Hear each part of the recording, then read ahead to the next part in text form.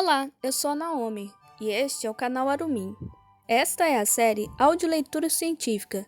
Aqui eu faço o registro em áudio da leitura de artigos científicos. Ensaio sobre o negacionismo científico em tempos de pandemia, de Francisco Caruso e Adílio Jorge Marx. A referência deste artigo, junto com o link de acesso para a leitura, você encontrará na descrição do vídeo. Resumo: a crítica de qualquer conceito passa necessariamente pela capacidade de se compreender suas origens e sua esfera de alcance. Talvez um dos legados mais tristes da pós-modernidade seja o negacionismo, quando se compreende que ele faz parte de uma estratégia de dominação a partir de uma guerra declarada à ciência e à razão. O escopo principal desse ensaio é, portanto, colocar algumas questões básicas sobre a origem do negacionismo científico na mesa, ainda que para elas não se tenham respostas definitivas. Por exemplo, em que medida ele se insere num processo de valorização do fanatismo e do individualismo? A falta de uma divulgação científica institucionalizada pode ser considerada uma causa do negacionismo vigente em nosso país? Está o negacionismo relacionado ao problema geral da educação? Há como identificar seus pilares na sociedade contemporânea? Essas são algumas perguntas que serão discutidas aqui, para as quais é urgente que se encontrem respostas, se desejamos evitar um enorme retrocesso sociocultural. Palavras-chave: negacionismo histórico, educação, divulgação científica. Introdução. O negacionismo, com toda sua carga de obscurantismo, arrogância e ignorância, é a tendência de negar aquilo que é real como estratégia de escapar de uma realidade incômoda ou inconveniente para um indivíduo, um grupo de pessoas ou um setor da sociedade, incluindo governos. Um recente exemplo emblemático foi quando, comentando a diferença entre a estimativa de presentes à posse de Donald Trump e a evidência mostrada em vídeos e fotografias, a Casa Branca, com base em uma declaração de Kellyanne Elizabeth Conway, em 2017, defendeu a existência de fatos alternativos. Em nossa opinião, essa tendência negacionista, sempre mentirosa, tem raízes múltiplas e profundas, nem sempre fáceis de serem identificadas, que não obstante devem ser reconhecidas e investigadas com cautela e urgência.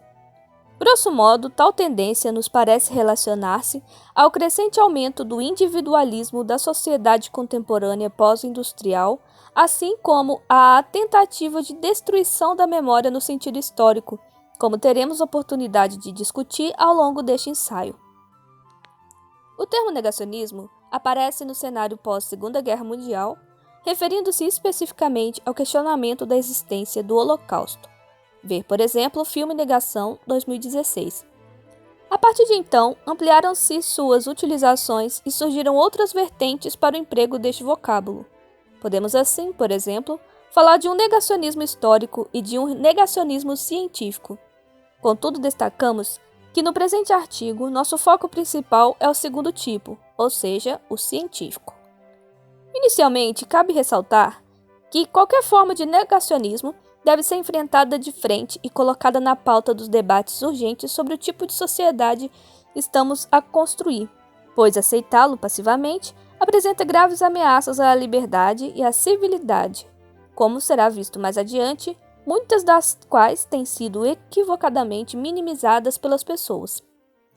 De fato, não há nada de ingênuo nem glamuroso na defesa de qualquer tipo de negação.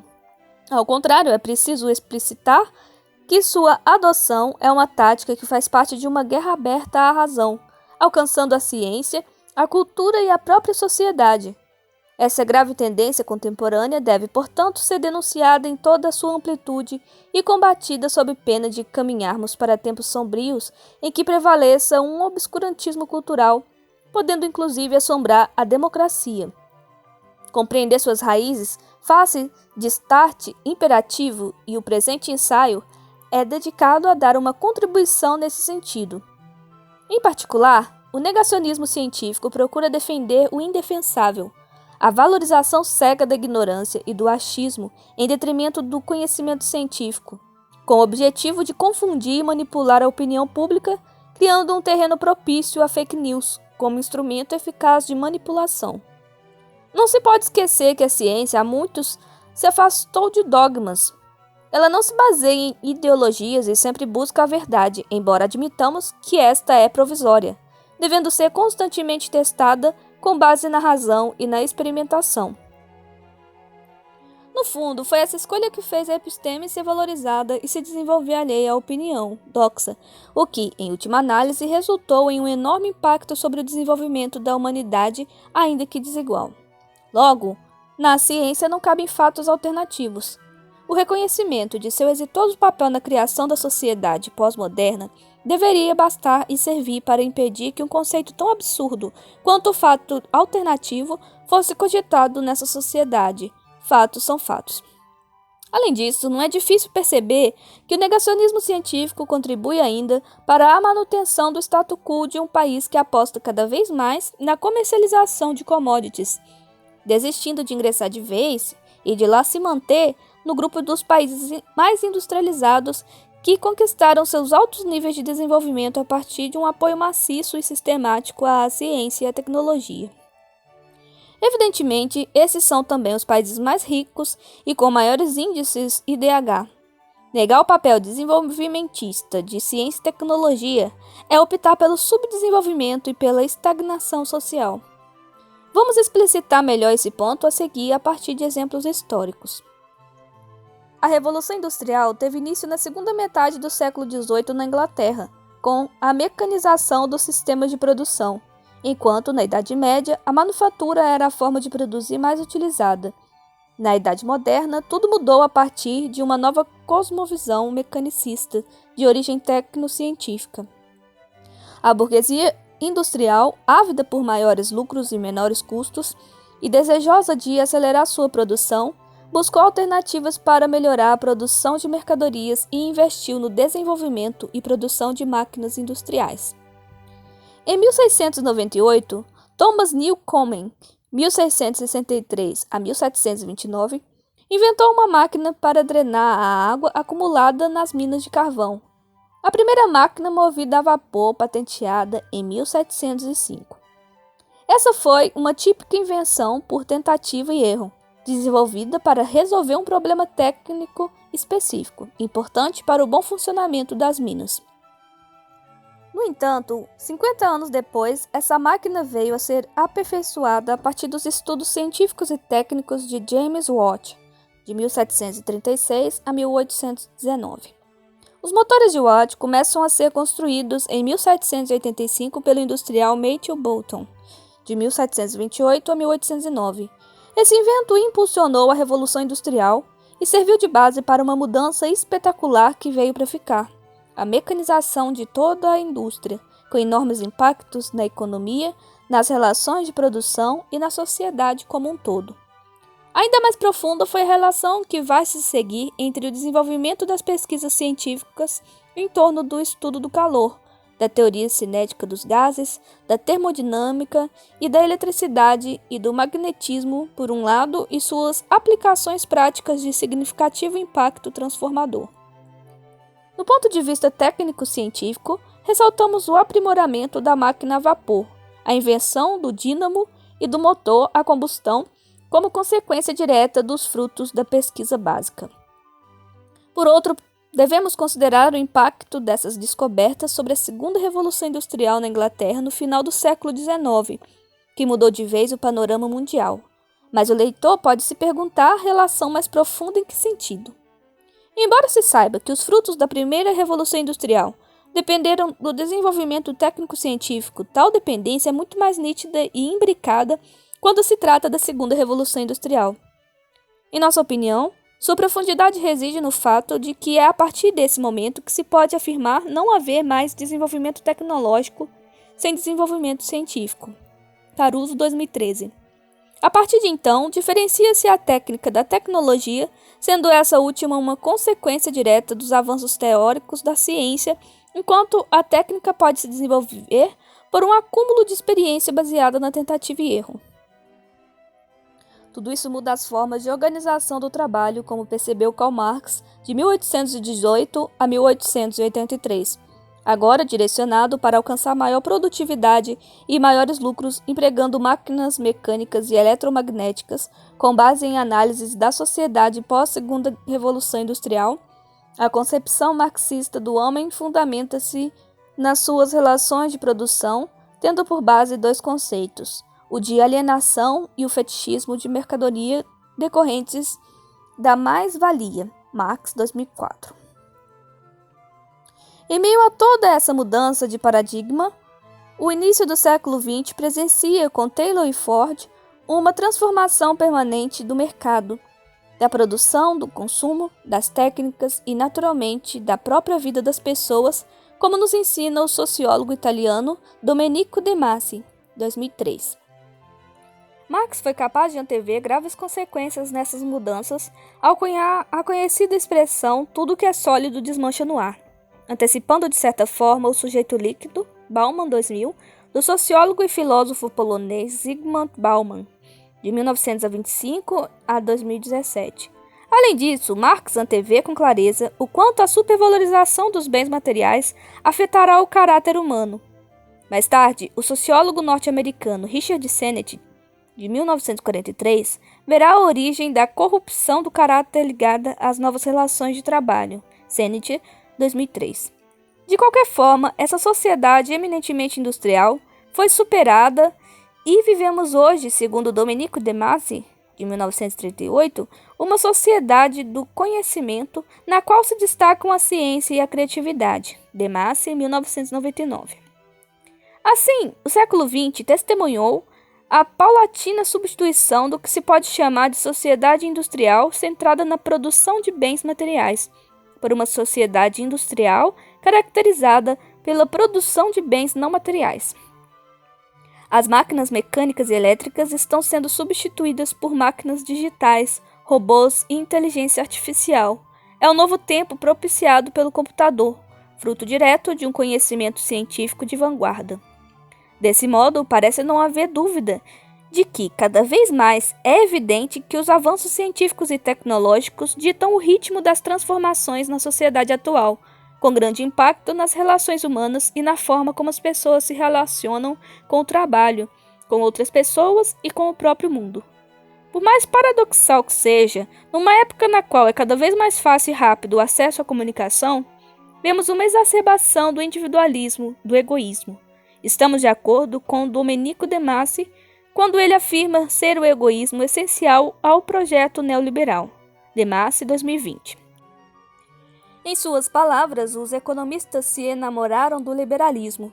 Todo mundo estava partindo da ideia de que o ser humano era egoísta, que o mercado era importante e que a economia tinha que sobressair sobre a política, e que o mercado financeiro tinha que prevalecer sobre a economia. De Masi, 2020.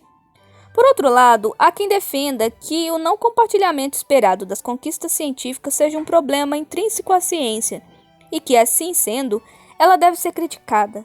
Criticada sob um ângulo epistemológico, tendo como meta o progresso científico, sim, mas nunca desprezada. É verdade que, enquanto a engenharia genética vem propiciando aumentos significativos nas safras de grãos e outros produtos, a fome não é erradicada no planeta e os avanços da medicina não chegam à enorme maioria da população. Caruso, 2013, só para citar dois exemplos. Há, efetivamente, sucessos científicos e tecnológicos que não necessariamente levaram a uma melhor qualidade de vida da maioria das pessoas, como muitos cientistas, filósofos e sociólogos apregoam ser um corolário inequívoco do desenvolvimento científico.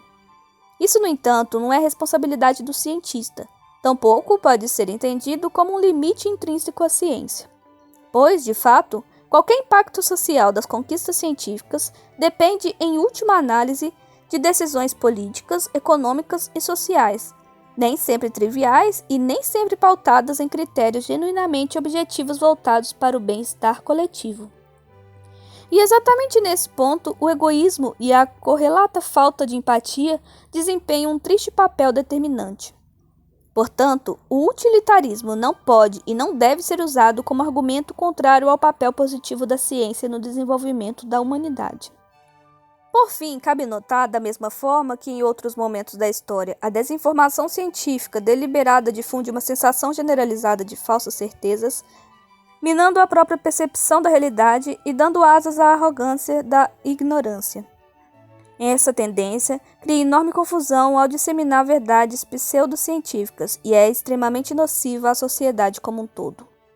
Esse fenômeno, a partir das redes sociais, pode facilmente se difundir em larga escala, uma vez que atinge pessoas de todas as classes sociais e formações acadêmicas. Cresce e se propaga, em última análise, no perfil solo da falta de espírito crítico aliado a ressentimentos, dogmas e ao individualismo crescente, enraizados no neoliberalismo. É imperativo, portanto, que se faça um esforço coletivo para se entender o porquê enveredamos por esse caminho e para onde ele aponta.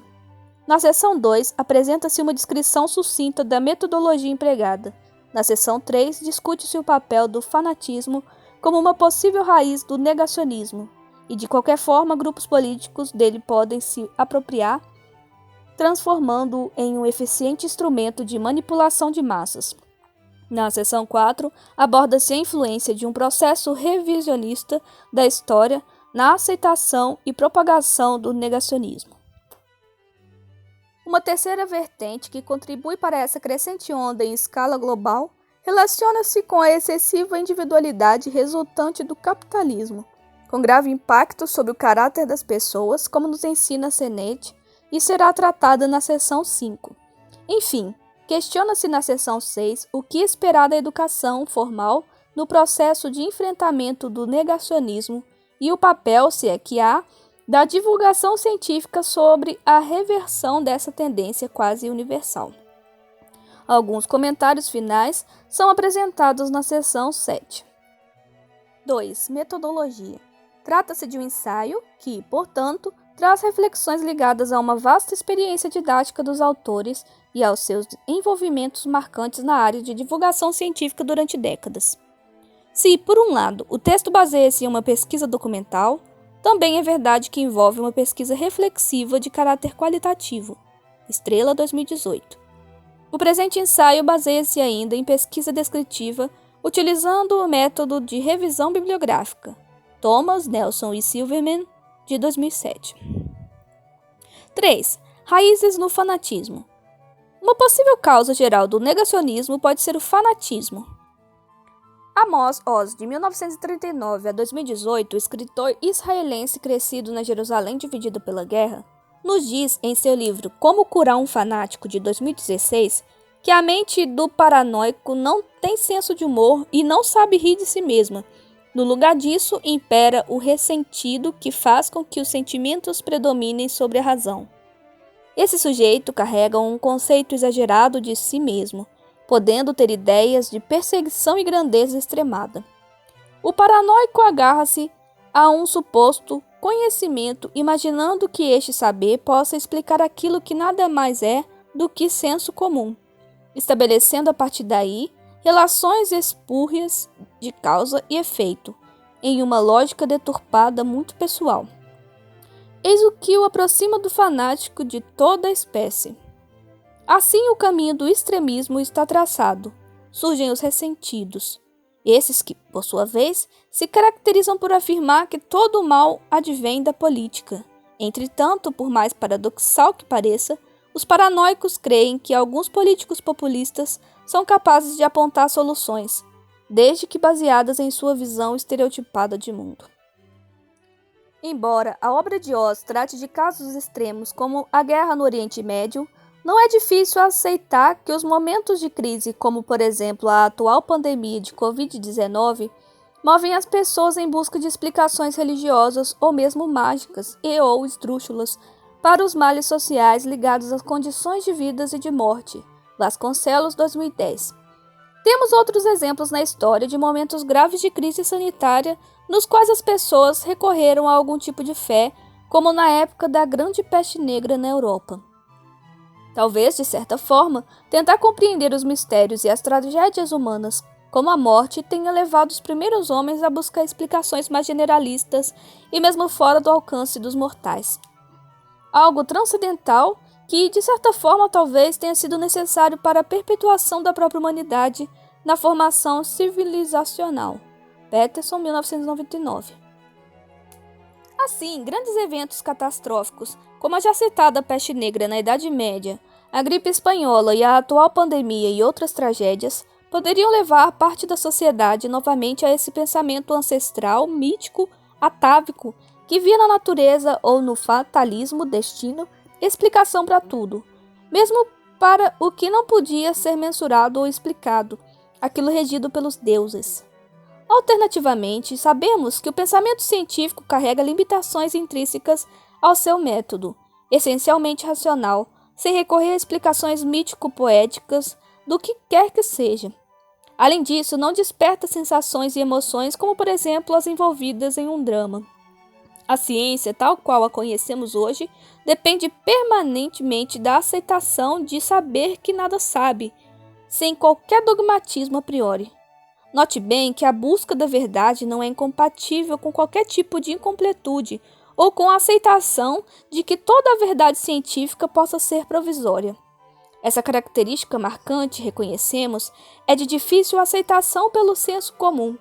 Contudo, pessoas que valorizam o pensamento mítico-religioso, acima de tudo, veem os fatos históricos como parte de uma espécie de roteiro universal dos eventos, em especial nos trágicos, sendo que todos aqueles que não dividem essa cosmovisão seriam incapazes de compreendê-los. Essa seria uma possível explicação para a ignorância, ou seja, para a falta de escolaridade e discernimento que não leva os indivíduos a duvidar das fake news. Nas teorias negacionistas, assim como no pensamento mítico-religioso, há sempre certa relação com o desconhecido, o metafísico. Relação essa que alude a um pretenso conhecimento divino inalcançável pela ciência. Logo, há um esforço por parte dos ideólogos dessa crença no sentido de difundir esse tipo de pensamento de cunho pretensamente religioso como parte de uma estratégia para que tenham maior influência e controle sobre as pessoas e poder político. Em termos gerais, essa estrutura de pensamento mítico tem raízes no pensamento religioso judaico-cristão. Em contrapartida, o pensamento científico, tal como se desenvolveu na era moderna a partir da seminal contribuição de Galileu Galilei 1564 a 1642, Gay-Monat 1997, baseia-se em fatos e comprovações, e não na opinião, adotando a matemática como linguagem. Galileu fez, na verdade, um grande esforço para manter as questões científicas fora das disputas religiosas e mais afastadas possível da doxa. De outro ponto de vista, em linhas gerais, o psicólogo canadense Jordan Bernard Peterson, de 1962, enfatiza que o surgimento de uma cosmovisão científica na história da humanidade deu-se há relativamente pouco tempo, comparado com o tempo do pensamento mítico e dramático, o que pode delongar o processo de assimilação desse tipo de pensamento pelo senso comum. Na civilização ocidental, foi apenas a partir da filosofia grega que passamos a tentar separar o pensamento racional do mitológico. Sob o aspecto intelectual, esse é um dos maiores legados da história que moldou o pensamento europeu e o de todo o Ocidente. No medievo, encontra-se talvez o melhor exemplo do tipo de controle social e cultural, uma vez que a sociedade medieval, essencialmente teocêntrica, abraçava uma concepção para a criação dominada pela figura de Deus como o centro do universo e como medida de todas as coisas. Esse era, do ponto de vista filosófico, o cosmos de Aristóteles, 384 a.C. a 322 a.C., finito e hierarquizado. Tal ideia é muito importante para a doutrina cristã baseada no pressuposto da existência de uma providência geral perante o universo e o destino do homem. Caruso e Moreira, 2020. Para ficar clara a motivação da Igreja Católica ao adotar o cosmos aristotélico, podemos recorrer à justificativa sucinta oferecida por Mircea Eliade de 1907 a 1986, estudioso romeno das religiões.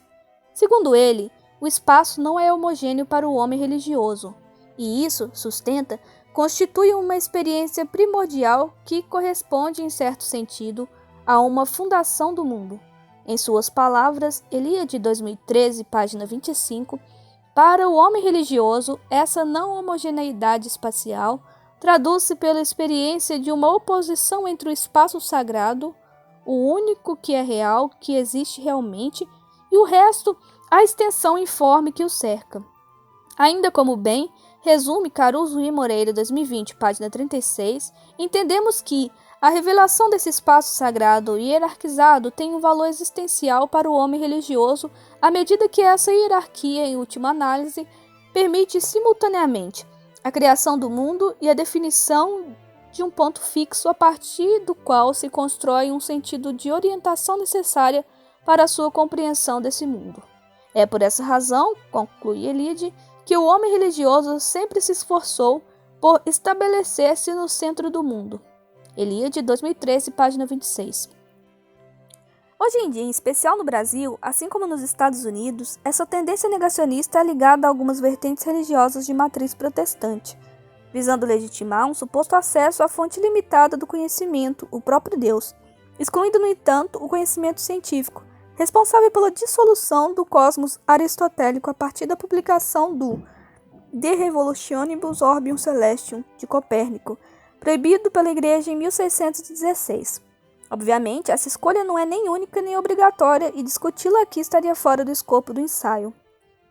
Aqui é preciso que fique claro que a defesa do negacionismo, como já mencionado, é sempre um ato de guerra à razão declarado aberta e, conscientemente ou não, uma guerra à razão que se amplia como morte à razão na perspectiva de uma necropolítica sustentadora do modo de produção capitalista no Brasil de hoje.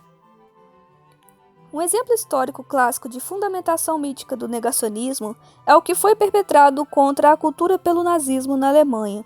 Naquela época, 1933, milhares de livros foram queimados em lugares públicos, como parte de um projeto de ataque ao saber científico e à cultura que nos remete ao futuro distópico de Fahrenheit 451, Bradbury, 2020, originalmente publicado em 1953.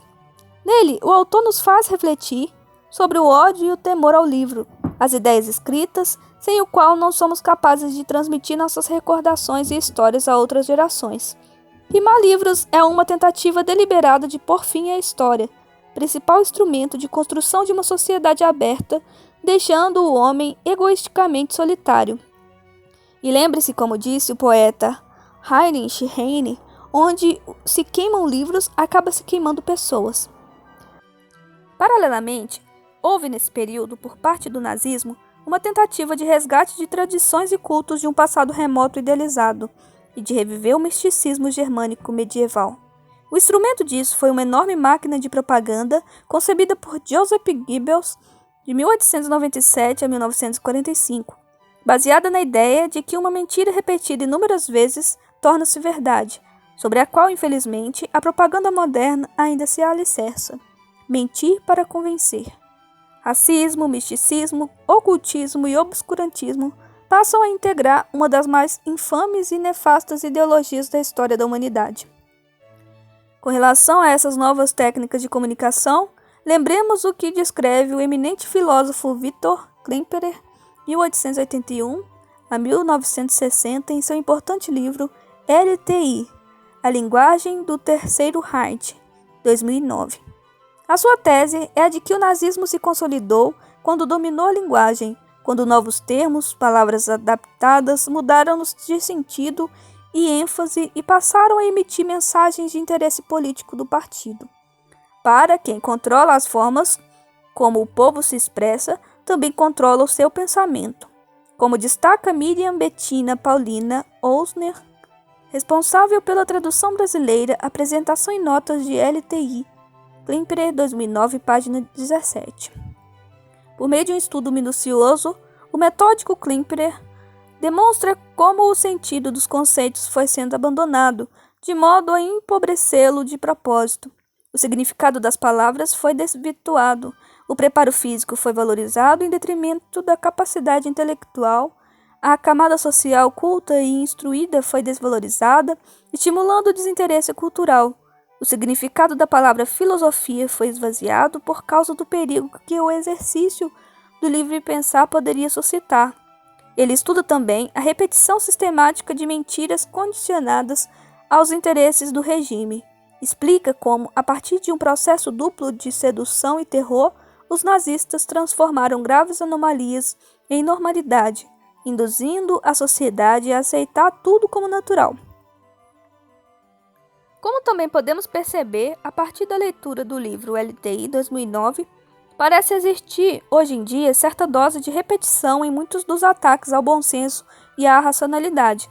Assim como, odiernamente, no infame período do nazismo, até mesmo as suas vítimas acabaram por adotar expressões criadas pelo sistema, além de normalizar procedimentos muitas vezes violentos e visando abertamente atacar as condições democráticas de um Estado de direitos.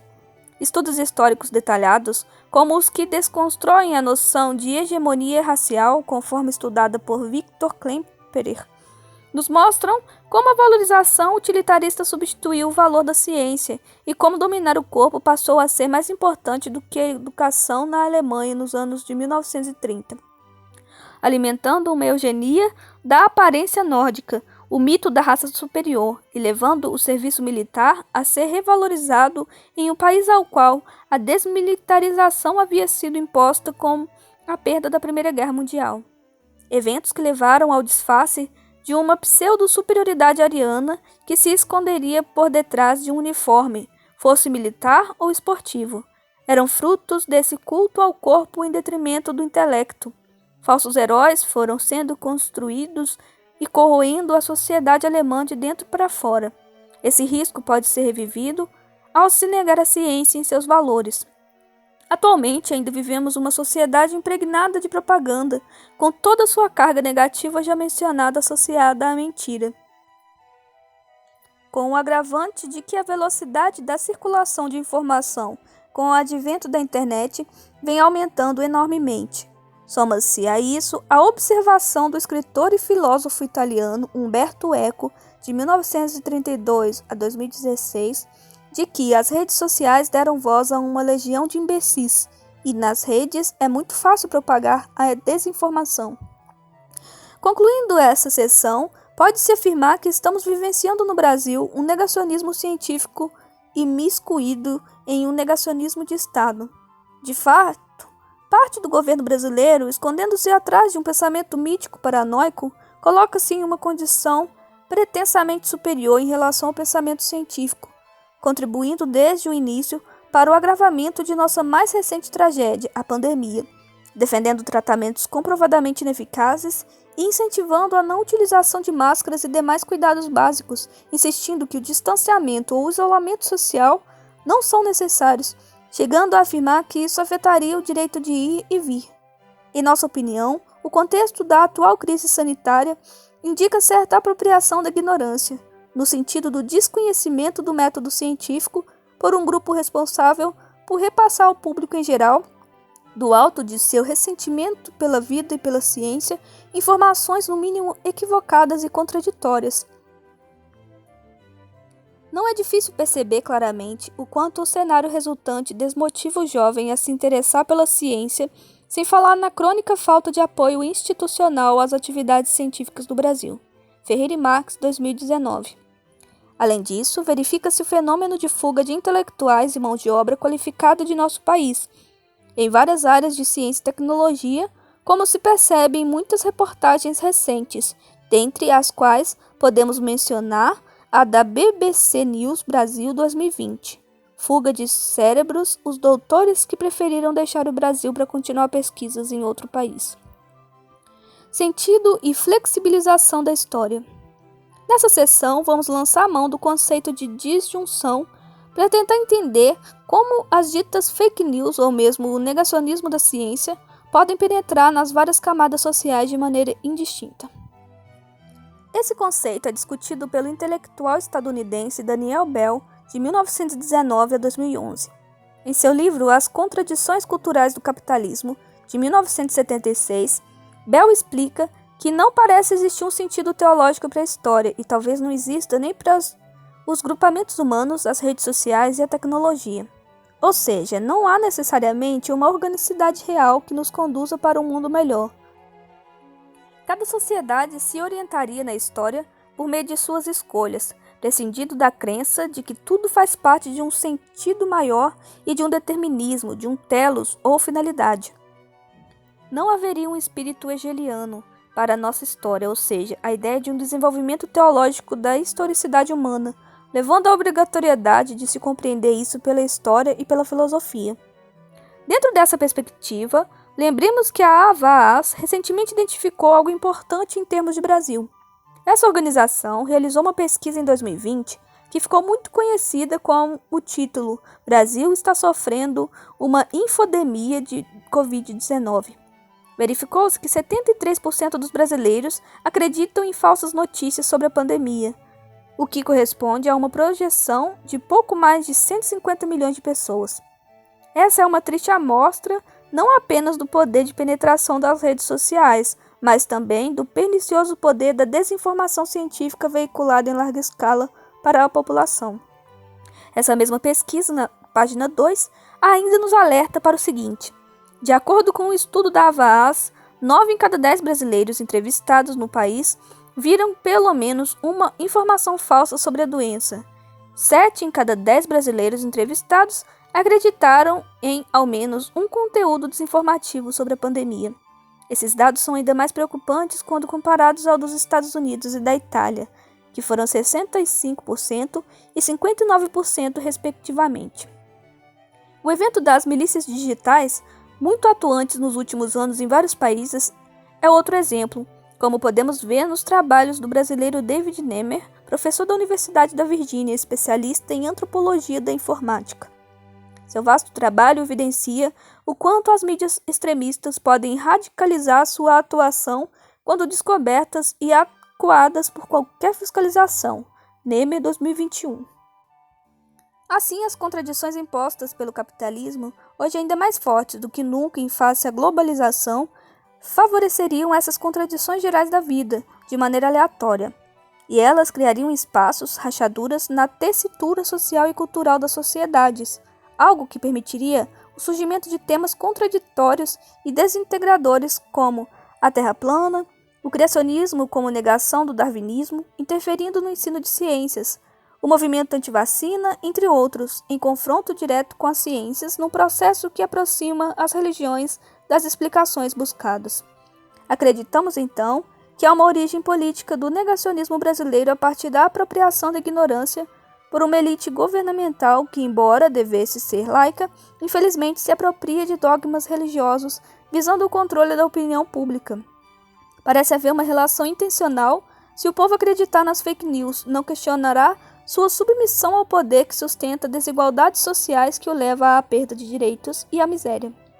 De certa forma, isso corrobora as ideias sobre como as novas relações de trabalho da sociedade pós-industrial afetam o caráter das pessoas, como nos ensina Richard Sennett em sua obra A Corrosão do Caráter, de 2003, na qual ele descreve a suposta flexibilização que o capital provocou nas relações trabalhistas e sociais, inclusive nas relações entre o mercado e a cultura.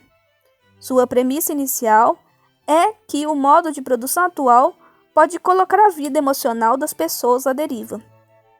Estamos todos expostos a uma forte tendência de se reinventar decisiva e irrevogavelmente as instruções, para que o presente se torne descontínuo com o passado.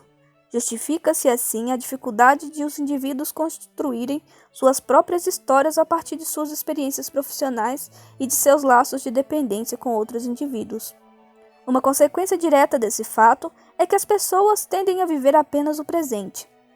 Sonhar passa a ser mais difícil quando as incertezas de se manter o que se conquistou profissionalmente se tornam significativas. Sennett busca relatar em detalhes a passagem de um capitalismo de classe para um capitalismo flexível, fazendo com que valores como integridade e compromisso sejam substituídos por outros.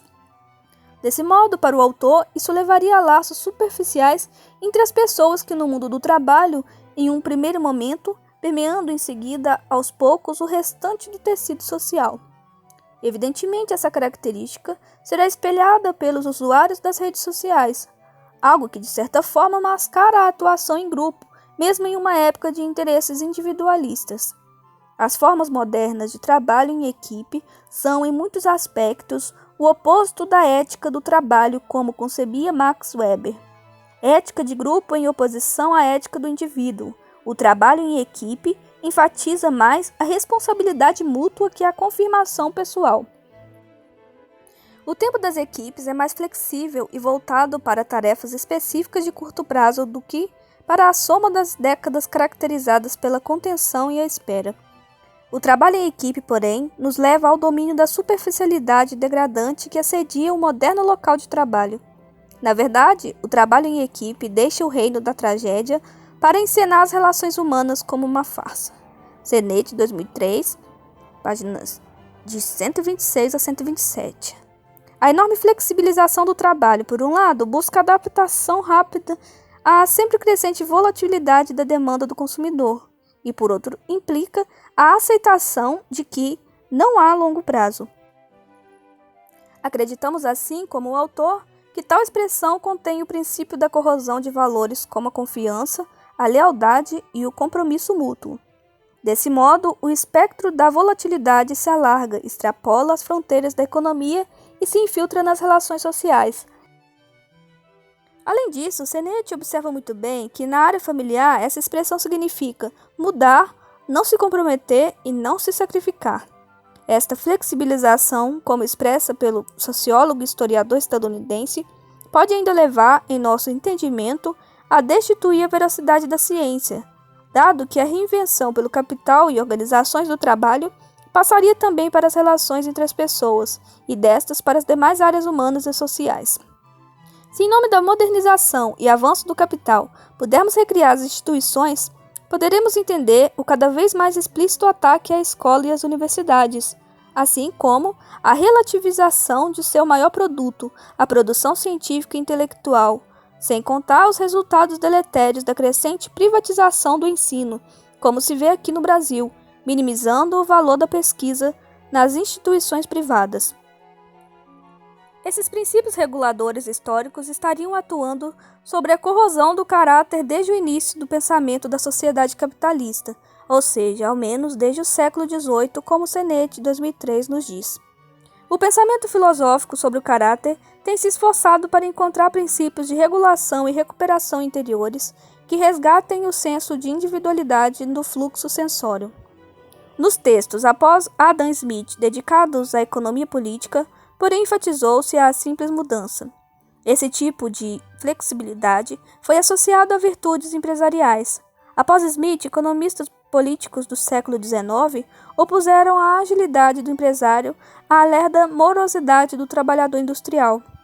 John Stuart Mill, em seu Princípio de Economia Política, encarava os mercados como um teatro da vida ao menos tempo perigoso e desafiador, e seus comerciantes como artistas da improvisação. Sennett, 2003, página 54. Nas relações pessoais e trabalhistas ocorre uma corrosão do caráter. É quase certo que todas essas questões acabam por se refletir em alguma medida na família e na escola. Uma das primeiras consequências dessa tendência é o predomínio do senso comum no ensino, que cresce a olhos vistos quando se trata, mesmo entre discentes, de uma análise geral do que nos cerca pelo prisma científico.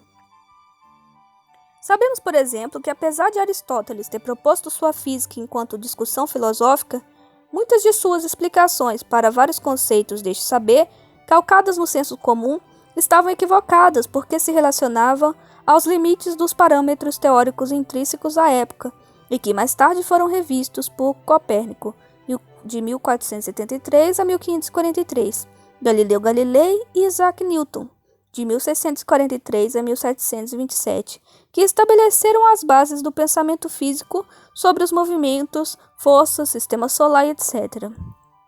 Contudo, os alunos do ensino médio, ou seja, já em fase final da formação básica em nosso país, não sabem que foi Galileu, e quase sempre não conseguem responder corretamente às questões de física que distinguem o entendimento aristotélico dos movimentos, com muitas explicações dadas pelo mesmo senso comum das interpretações galileanas da física, Caruso, Marques e Oguri, 2013.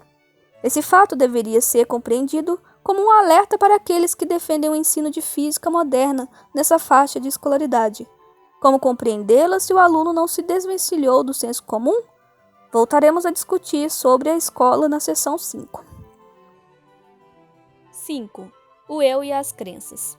Uma espécie de recentramento do eu, ou esse reforço da individualidade que o mercado imprime aos indivíduos, já era previsto desde John Locke, de 1632 a 1704, David Hume, de 1711 a 1776, e Adam Smith, de 1723 a 1790. Ou seja, tentamos sempre entender o papel do nosso eu, se ele existe mesmo, enquanto sujeitos ontológicos que somos. A eterna busca de compreender o que somos, enquanto bombardeados a cada momento por um número crescente de informações, poderá ter contribuído para os seres humanos se tornarem cada vez mais individualistas.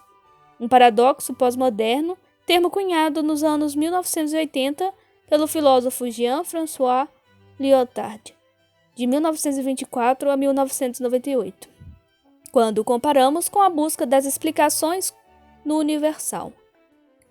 Lyotard defende a tese de que o pós-moderno se baseia na recusa de narrativas longas sobre as coisas. E aqui não podemos deixar de trazer a memória de Zygmunt Bauman, que desenvolveu a ideia de consciência pós-moderna, ou seja, a consciência do fracasso da modernidade e das utopias que ela prometeu para a humanidade. Um fracasso por ele evidenciado também em sua obra Modernidade e Holocausto, de 1989.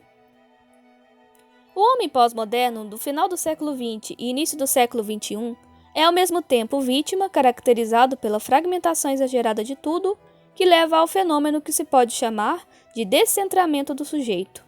Como apontado por Caruso e Moreira em 2020, a percepção que esse sujeito tem de si próprio e o mundo se edifica em um espaço imaginário de dimensionalidade praticamente infinita, criado pela internet e pelas redes sociais. A implicada fragmentação do texto, da leitura, do espaço e do tempo cobra seu alto preço. Não é difícil imaginar que ela possa, em última análise, contribuir para a dissolução da identidade. De fato, há quem sustente que a percepção do cyberspace não desenvolve apenas uma multiplicidade de pontos de vista, mas também de um conjunto de eus. Santella, 2016. Segundo o artista britânico Roy Ascott, de 1934, vislumbra-se, a partir dessa tendência, uma recorrente redefinição do sujeito capaz de criar múltiplas identidades que operam em diferentes sítios do cyberespaço. Esse novo eu, simultaneamente multiplicado, fracionado e disperso, aparenta ser fundamental à vida na net. Ascott, de 1995. Além disso, parece-nos bastante evidente que esse novo sujeito busque pulverizar sua própria história. A negação permanente do seu passado e de suas raízes, de sua história, enfim, relacionam-se à corrosão do seu próprio caráter, como aponta Richard Sennett, conforme já mencionado aqui. Além disso, a preocupação com a administração cotidiana e o gerenciamento dessas múltiplas identidades parece distanciar o ser humano da reflexão moral, bem como da dimensão ética. Esse fracasso trouxe os questionamentos da ciência que os negacionistas tanto propagam atualmente, e o exemplo da negação do Holocausto evidencia o ápice da dinâmica e da violência contra a racionalidade na modernidade. Para o filósofo polonês, a sociedade de consumo é imediatista, cria pessoas dependentes da felicidade gerada pelo consumo, produzindo relações fluidas, líquidas, termo cunhado por Bauman 2000, em oposição para com a solidez das certezas da modernidade. A flexibilização das ideias levada aos muitos setores da sociedade. É necessário compreender o tempo presente, bem como desenvolver outra ética para a nossa época, o que o filósofo chama de ética do inverno. Ou seja, princípios éticos que nos façam compreender e agir perante nós mesmos e os outros, em momentos de crise social e existencial, um tempo de intempéries, tal qual a pós-modernidade nos apresenta, uma espécie de reconstituição do ser. O momento é crítico e faz com que entendamos a necessidade de uma nova perspectiva consciente diante da vida, e outra forma de relação com as condições habituais. E dentre as novas propostas que devem nos orientar, surge a da relação escolar e o despertar do interesse científico dos jovens, talvez as primeiras vítimas da liquidez das relações e das informações do mundo contemporâneo. Ao que parece, a pós-modernidade evidencia que as crenças são difíceis de refutar, levando a teorias conspiratórias, pois fornecem ao autor a convicção de que alguma coisa é verdadeira e irrefutável, mesmo que baseada em raciocínios pessoais e quase sempre no senso comum. As redes sociais favoreceram muito a disseminação de negacionismos e ataques à ciência, assim como a formação de grupos como o movimento QAnon, nascido nos Estados Unidos. O sentido de pertencimento é uma característica dessas pessoas que negam a realidade da ciência, e as redes sociais se mostram como vetor propício para tal manifestação. O paranoico acredita, por exemplo, que sabe algo muito importante que mais ninguém teria acesso, comportamento que, aliado aos acessos facilitados dos meios de comunicação, trouxe outra forma de se ver o mundo. Talvez por isso Umberto Eco tenha dito em 2015, quando ganhou o título de doutor honoris causa da Universidade de Turim, Itália, que as redes sociais estariam dando voz a uma legião de imbecis e que esses mesmos personagens antes não poderiam prejudicar a coletividade. Essa famosa declaração de Eco, embora possa parecer muito forte, vem se mostrando assertiva. No Brasil, no grave momento da pandemia de Covid-19, testemunhamos muitas pessoas alheias ao campo da medicina tentarem vender a ideia de um tratamento precoce sem qualquer comprovação científica. A ignorância se manifesta no falso conhecimento científico. Marx, 2017. A luz no fim do túnel poderá vir da aceitação do ceticismo filosófico, como forma de análise da atual conjuntura negacionista em relação às ciências. Ou seja, um constante questionamento em relação aos fatos, independentemente dos meios pelos quais eles são veiculados para o público em geral, acompanhado do repúdio ao conceito de fatos alternativos. Émile Cioran, de 1911 a 1995, filósofo romeno, nos mostra em suas obras o quanto a alienação e a angústia dos homens poderiam levá-los, inclusive, a um forte pessimismo intrínseco nas atitudes em sociedade, o que poderia gerar certo desespero, podendo explicar a necessidade de se socorrer de visões generalistas daqueles que não possuem aprofundamento em determinados temas. Cioran, 2012. 6. A escola e a divulgação científica. Nunca pensamos que, em pleno século XXI, assistiremos um número expressivo de pessoas defendendo que a Terra é plana. Eratóstenes, de 276 a 195 a.C., já havia mostrado que a Terra tem forma esférica. Por mais absurda que essa situação possa parecer, devemos nos esforçar para tentar compreender o porquê da disseminação dessa atitude. Ela é fruto de simples ignorância? É consequência da falta de educação científica ou de não ter tido contato com a divulgação da ciência? Ou é decorrente de um problema geral da formação educacional das pessoas, ou ainda tem a ver com questões religiosas? Tais questões nos remetem ao problema da escola. Mas há ainda outras possibilidades externas a ela. Ou a tendência negacionista é fruto de outras posturas dogmáticas das pessoas, ou de transformações pelas quais vem passado o sujeito, como abordado nas sessões anteriores. Enfim, qual a origem do negacionismo crescente que estamos presenciando? Todas essas questões merecem muita atenção por parte daqueles interessados em contribuir para a divulgação científica efetiva em nosso país. Caruso, 2020. Não lhes dar a devida importância é tentar tapar o sol com a peneira. É importante que se diga que a busca de compreender esse quadro complexo tangencia outra questão mais ampla e não menos importante, qual seja a relação entre educação, cultura e vida civil. Referimos-nos aqui, por exemplo, ao assombro da humanidade ao constatar que pessoas com escolaridade elevada, culta, que valorizam especialmente a cultura clássica, foram capazes de cometer as maiores atrocidades contra seus semelhantes, como foi o caso de muitos nazistas. Na seção 2. Estaria o negacionismo diretamente relacionado ao problema geral da educação? Até onde sabemos, não há estudos nesse sentido. Em princípio, podemos imaginar que a resposta seria afirmativa. Entretanto, é preciso lembrar que a Regional Rio da SBPF, durante mais de uma década, levou adiante o projeto SBPC Vai à Escola, que levava pesquisadores das mais diversas áreas para darem palestras de divulgação científica em escolas das redes públicas e privadas. Entretanto, não parece haver um comportamento diferente da população do Rio de Janeiro em relação aos demais estados que não vivenciaram experiência semelhante no que tange à divulgação científica. Claro está que, na ausência de indicadores e de estudos formais, o real impacto desse projeto é inconclusivo. Essa questão, em toda sua complexidade, deve, na verdade, ser examinada dentro do contexto histórico da educação no país que, ao que parece à primeira vista, sempre esteve em crise. Na realidade, concordamos com o antropólogo e escritor brasileiro Darcy Ribeiro, de 1922 a 1997, quando ele, com toda a sua lucidez, afirmou: a crise da educação no Brasil não é uma crise, é um projeto. Não há forma mais vil e eficiente de fomentar a servidão de um povo através do analfabetismo e negando-lhe acesso a todos os níveis de escolaridade e à cultura implícitos nesse indecoroso projeto.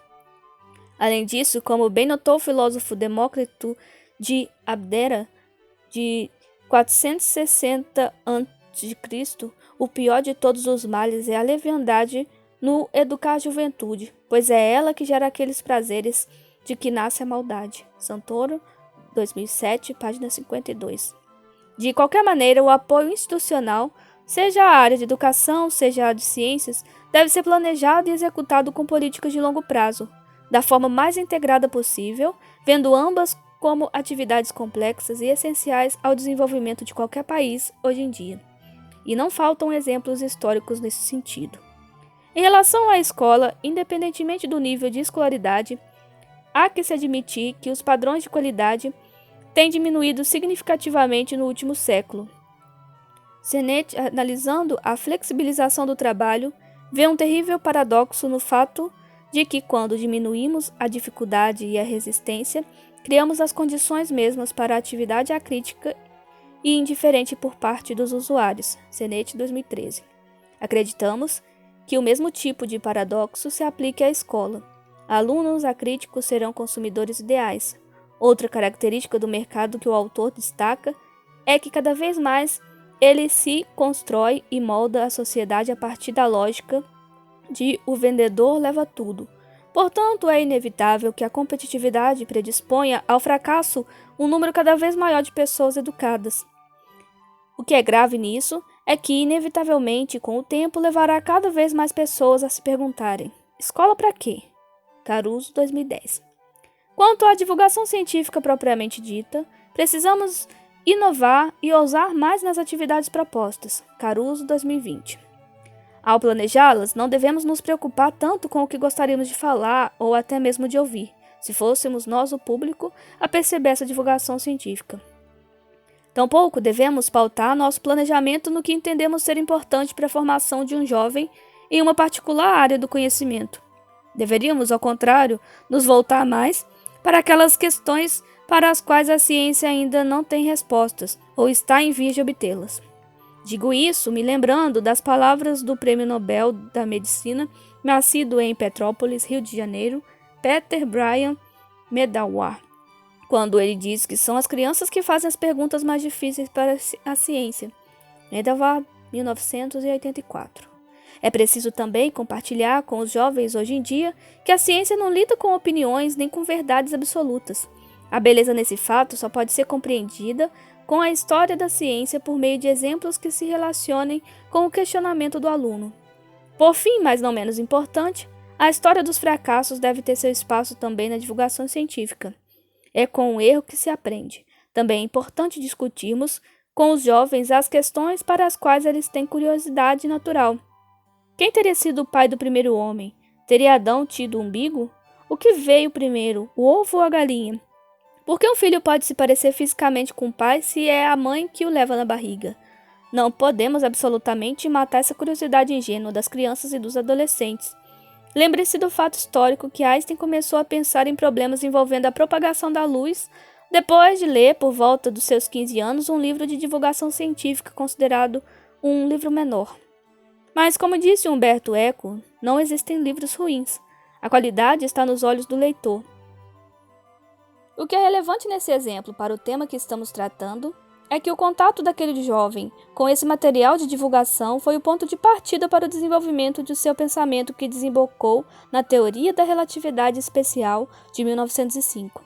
Nesse sentido, as escolas fariam um grande favor à ciência se ensinarem aos alunos, incentivando-os sempre a fazerem perguntas, a questionar, a duvidar e não apenas a darem respostas a questões previamente formuladas. O primeiro desafio de qualquer cientista, invariavelmente, é encontrar um problema em aberto e formulá-lo corretamente. Propor um problema, muitas vezes, é mais complicado do que resolvê-lo. Essa essência do método científico, lamentavelmente, não faz parte da didática do ensino de ciências. É urgente resgatá-la. Caruso, 2020. Os processos políticos buscam muitas vezes criar e estimular uma nova visão de mundo, sempre muito particular que justifique o abandono de uma ou outra disciplina. Criam sistemas particulares de ensino que procuram tornar orgânica a transmissão de suas ideias centralizadoras. E para isso não é difícil encontrar a mistura ideal entre religião e ensino, facilitando a crença em substituição ao conhecimento, a doxa no lugar da episteme, além do surgimento de personagens míticos. A filosofia, por exemplo, é vítima recorrente desse processo. A linguagem de fé, dessa forma, ganha condições de se equiparar nos debates à linguagem da ciência, retroalimentando o fanatismo, como também nos diz Klemperer, 2009, ao tratar da linguagem do Terceiro Reich. 7. Considerações finais. Acreditamos na existência de um Zeitgeist e em seu impacto determinante em certo período histórico. Segundo Hobsbawm, 2003, o surgimento de um capitalismo selvagem entre 1970 e 1990 dá origem a um futuro incerto num século que ele considera curto, a partir da deterioração de sistemas institucionais que abre as portas para uma espécie de ditadura irresponsável da economia, em especial de algumas correntes ortodoxas. A partir daí, começa a se difundir a ideia de que passado e futuro parecem dissociados do presente. O sujeito imerso nesse novo mundo de mudanças cada vez mais rápidas tem que se adaptar a novas realidades de trabalho e às redes sociais, pagando um alto preço com relação a seu caráter, como apontou Richard Sennett, e com relação à sua própria individualidade e personalidade, segundo Bauman, como discutido anteriormente. O Zeitgeist, assim formado, privilegia a mentira, a não preservação da memória individual e coletiva como parte de uma estratégia de reinventar contínua e alucinadamente esse sujeito consumidor. Sem a história, é mais fácil manipular as pessoas, principalmente quando elas caem na armadilha do individualismo. O ataque sistemático à razão e à verdade são adotados como parte dessa estratégia maior de difundir e manipular a sociedade pós-contemporânea.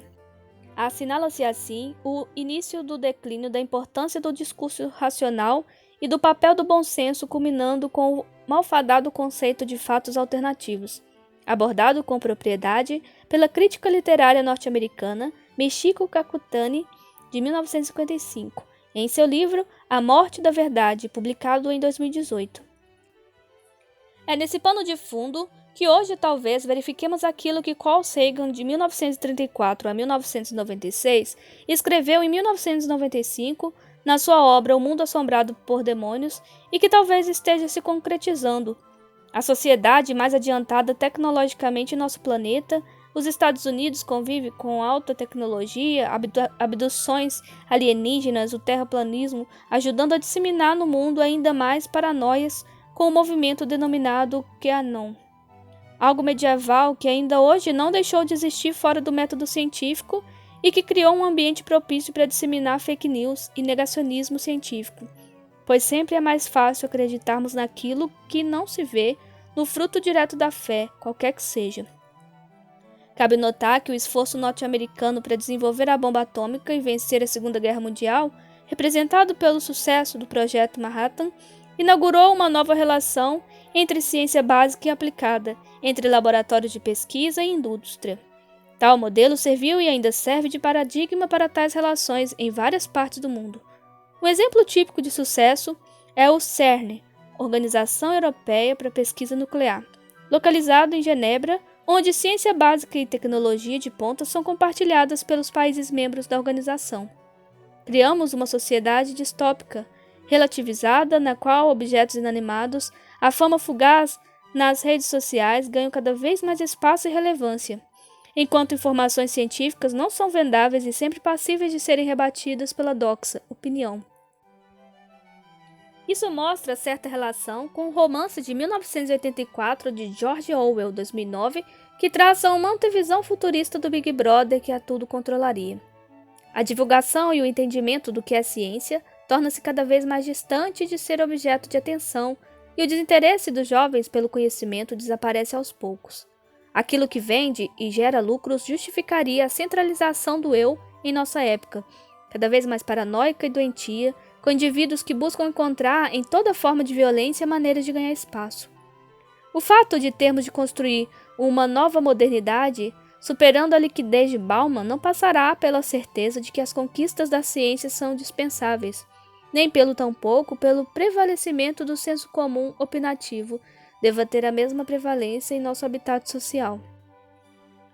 O novo normal, sobre o qual falamos ao longo deste texto, já evidencia que ainda há muito a ser conquistado e a necessidade de uma formação mais próxima da ciência para os mais jovens, ainda que não seja garantia de um futuro melhor.